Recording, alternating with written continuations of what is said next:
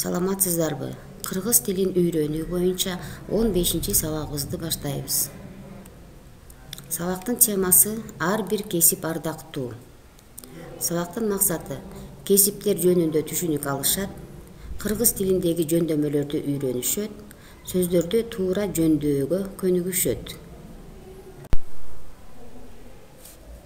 Дүйнөдө бири-бирине окшобогон ар кандай кесиптер бар. Алар окутуучу, дарыгер, куруучу, учкуч, мергенчи, өтүкчү жана башкалар.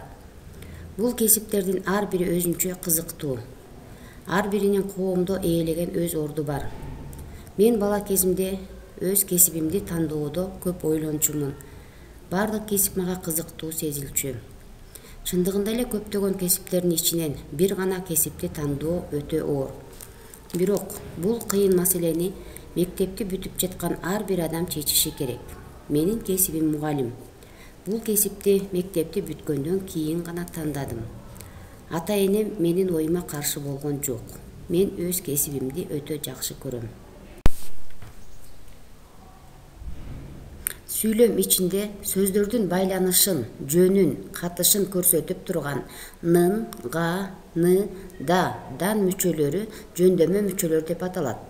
Ушул мүчөлөрдүн грамматикалык маанисин белгилөө үчүн алынган сөз жөндөмө деп аталат.